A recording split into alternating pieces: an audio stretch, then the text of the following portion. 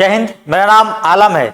दोस्तों, आज के मार्केट में कॉपर का बहुत ज्यादा चर्चा चलते हुए नजर आ रहा है। कॉपर का दुनिया में मारामारी लग गया है और इसी वजह से लगातार कॉपर के दाम में इजाफा होते जा रहा है और कॉपर का डिमांड लगातार मार्केट में बढ़ते जा रहा है।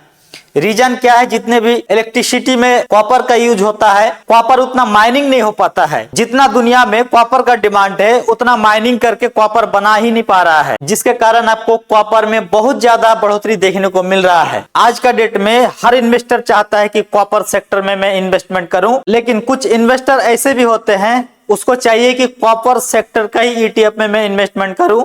तो उसके लिए आज ये वीडियो बहुत ज्यादा इंपॉर्टेंट होने वाला है। तो इस वीडियो को आप एंड तक देखिएगा। आपको सिर्फ और सिर्फ 10 रुपए का वो कॉपर सेक्टर का ETF बताने वाले हैं, जिसमें आने वाला समय में अच्छा खासा आपको ग्रोथ देखने को मिल सकता है। तो चलिए वीडियो में आगे बात करते हैं। तो दोस्तों, सबसे पहले हम लोग जान लेते हैं कि इंडिया में कॉपर कंपनी कौन कौन सा कंपनी है, तब ना हम लोग समझेंगे कि आने वाला समय में किस तरह का कंपनी में आपको इन्वेस्टमेंट करने के, किस तरह का ETF में इन्वेस्टमेंट करने का फायदा मिलेगा। तो सबसे पहले यहाँ पे हम लोग देख सकते हैं, यहाँ पे आप देखिए हिंदुस्तान कॉपर्स, ये एक कंपनी हो गया। इसके बाद यहाँ पे अगर आप देखेंगे मेटल सेक्टर का सारा कंपनी है। वेदांता भी कॉपर में काम करते हुए नजर आता है। हिंडाल्को में भी आपको देखने को मिल जाएगा, कॉपर वगैरह का काम करने के लिए देखने को मिल जाएगा। और एक यहाँ पे देख सकते हैं हिंदुस्तान जिंक्स, इसका भी कॉपर का थोड़ा बहुत काम यहाँ पे देखने को मिल जाता है। तो ये जो है 3-4 कंपनियां हैं जो कॉपर सेक्टर में काम करता है, कॉपर को माइनिंग करता है या फिर कॉपर को मेल्ट करके कोई प्रोडक्ट बनाने का या कोई धातु बनाने का काम हो, ये 3 कंपनी करता है। अब देखिए दोस्तों, सबसे बड़ी बात क्या है कि मार्केट में अभी फिलहाल कॉपर का कोई पार्टिकुलर ETF नहीं है। कॉपर सेक्टर को लेकर के कोई ETF बना ही नहीं है। लेकिन हाँ, मेटल सेक्टर का ETF 3 गो ETF लॉन्च हुआ है, उसके बारे में मैं आपको बताऊंगा। तीनों ETF धुरंधर है और ये तीनों ETF मेटल सेक्टर का जितना भी मेटल है, जैसे कि आयरन हो गया, कॉपर हो गया, उसके बाद जिंक्स वगैरह जो भी है, कोबाल्ट वगैरह हो गया, नॉन फॉरेस्ट मेटल हो गया, इन सभी को लेकर के चलता है। और कितना कितना परसेंटेज है उसका भी आपको हम सारा चीज आपको दिखाने वाले हैं। चलिए सबसे पहले हम लोग बात करते हैं कि ये जो कंपनी है, ये 3 कंपनी जो आपको मैंने दिखाया, ये पार्टिकुलर एक स्टॉक है। अगर आप इस स्टॉक में जाकर के आप निवेश करते हैं तो स्टॉक में बहुत ही रिस्क होता है, हाई रिस्क होता है। मतलब आप स्टॉक में पैसा लगाए तो समझिए कि एक पार्टिकुलर स्टॉक में आप लगा रहे हैं। तो पार्टिकुलर स्टॉक में लगाने का मतलब ये हुआ मार्केट कब क्रैश हो जाए, बहुत ज्यादा गिरते हुए नजर आ जाए, इसका कोई गारंटी नहीं है। इसलिए आप लोगों ने कुछ दिन से देखे होंगे कि मैं स्टॉक रिकमेंडेशन नहीं करता हूं। रीजन यही है, स्टॉक में बहुत सारे लोग फंस जाते हैं। और उसके बाद यहाँ पे देखिए, स्टॉक में भी इन्वेस्टमेंट करना गलत बात नहीं है, लेकिन कुछ लोग यहाँ पे गलती क्या करते हैं, यहाँ पे इन्वेस्टमेंट तो कर देता है लेकिन समय नहीं दे पाता है। जब गिरावट आता है तब उसको खरीदना चाहिए, लेकिन उसका उल्टा करता है। जब गिरावट आता है तो डर के मारे बेच लेता है और फिर जब ऊपर भागते नजर आता है, चलती गाड़ी में वो चढ़ने का कोशिश करता है, जिसके कारण क्या होता है, औंधे मुंह गिरता है स्टॉक और वो नुकसान में ही बेचता है। इसलिए मैं आपको स्टॉक रिकमेंडेशन नहीं करता हूं। तो इसका एक अल्टरनेटिव उपाय क्या है, हम लोगों को ETF में जाना है, ETF की तरफ मूव करना है। ETF में क्या है कि मान लीजिए कि 10 कंपनी है, कोई कंपनी 50% गिरा, कोई कंपनी 20% गिरा, कोई कंपनी 30% गिरा, तो वहां पे क्या होता है कि सारा स्टॉक का एक सपोर्ट लेवल लेकर के चलता है, जिसके कारण वहां पे आपको बहुत ज्यादा गिरावट देखने को नहीं मिलता है। तो फिलहाल कोई पार्टिकुलर कॉपर कंपनी का ETF तो नहीं है, लेकिन 3 ETF है जिसके थ्रू आप कॉपर में आप इन्वेस्टमेंट कर सकते हैं। साथ ही साथ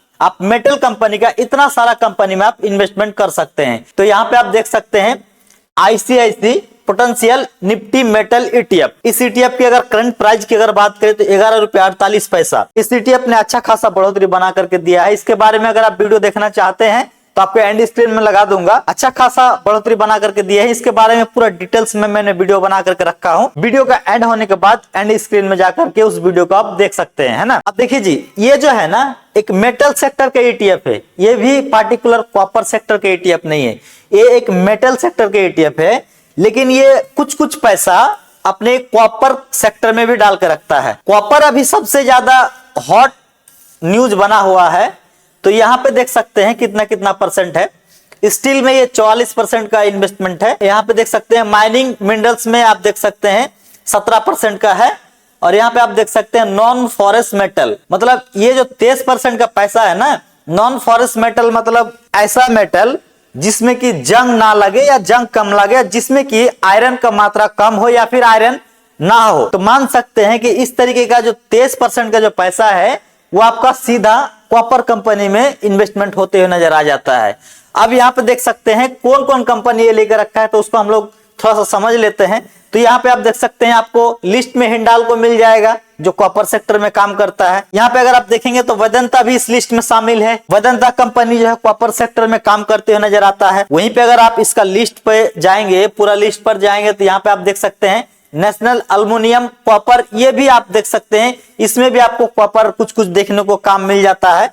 यहाँ पे अगर आप देखेंगे तो ये देख सकते हैं प्योर कॉपर का काम करने वाला है हिंदुस्तान कॉपर्स। इसका जो है प्योर कॉपर का काम है, चाहे वो कॉपर माइनिंग करने का काम हो या फिर कॉपर को मेल्ट करने का काम हो, ये काम करता है, ये कंपनी काम करते नजर आता है। इसके थ्रू मेटल ईटीएफ के थ्रू आप जो है ईटीएफ में इन्वेस्टमेंट कर सकते हैं। कॉपर सेक्टर भी इसको जो है ट्रैक कर लेता है।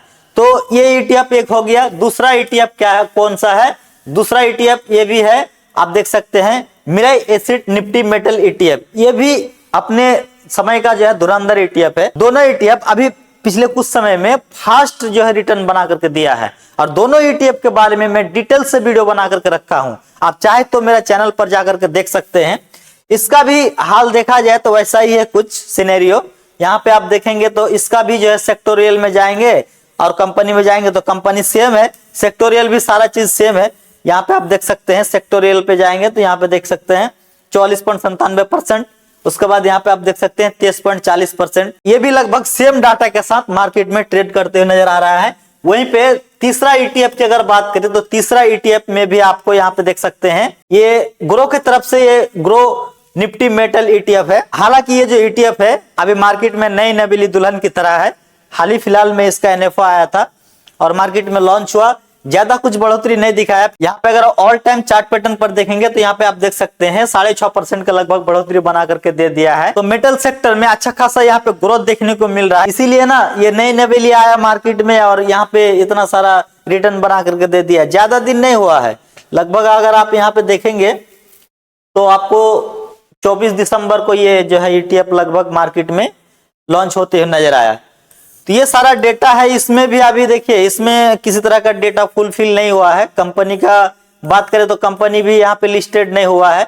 नई नवेली दुल्हन जब आती है तो फिर उसको थोड़ा सा समय लग जाता है सारा चीजों को मैनेज करने में, चाहे ईटीएफ का बात करें या फिर दुल्हन की बात करें, दोनों में सेम बराबर बात ही होता है। तो जब भी इस ईटीएफ का डेटा मार्केट में आएगा ना तब आपको हम इस ईटीएफ का भी डेटा दिखाएंगे। अब देखिए तीनों ईटीएफ में आप जा सकते हैं। फर्स्ट में आईसीआईसी, दूसरा मिराई एसिड, तीसरा ग्रो। अब आपको एक चीज हम बता देते हैं, सबसे पहला चीज आपको हम बता देते हैं, जब भी आप ईटीएफ में निवेश करें या म्यूचुअल फंड में निवेश करें तो आप बैंकिंग सेक्टर का अगर कोई फंड है तो उसमें जाने का कोशिश कीजिए, क्योंकि बैंकिंग सेक्टर का जो मैनेजर होता है वो हाई प्रोफाइली जो है एजुकेशन पर्सन होता है और उसको अच्छा तजुर्बा रहता है, उसके पास फंड अच्छा रहता है ना। तो फंड अच्छा रहता है तो वो अच्छा मैनेजर बैठाता है। मान लीजिए कि किसी के पास अच्छा कपड़ा है तो उसको अच्छा धोबी से धुलवाएगा, और किसी के पास खराब कपड़ा है तो भाई ले जाओ कहीं भी पीट पाट के धो देना, वॉशिंग मशीन में डाल के धो देना। जिसके पास अच्छा कपड़ा होता है वो अच्छा धुलाईदार को बैठा करके अच्छा से धुलाई करता है, तो फंड उसके पास अच्छा है।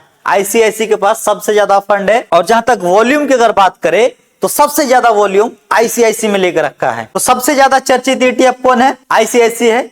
दूसरा में मिराई एसिड है। तो दोनों में से किसी में भी आप जाकर के आप मेटल सेक्टर में अगर आप इन्वेस्टमेंट करना चाहते हैं, कॉपर सेक्टर में अगर आप इन्वेस्टमेंट करना चाहते हैं तो इस 3 ईटीएफ से उसके थ्रू आप जा सकते हैं। डायरेक्टली अगर आप इन्वेस्टमेंट करना चाहते हैं तो स्टॉक में आपको इन्वेस्टमेंट करना पड़ेगा। डायरेक्टली कोई भी कॉपर का ईटीएफ मार्केट में लॉन्च नहीं हुआ है। तो तीनों ईटीएफ का वीडियो आपको एंड स्क्रीन में आपको डाल दूंगा।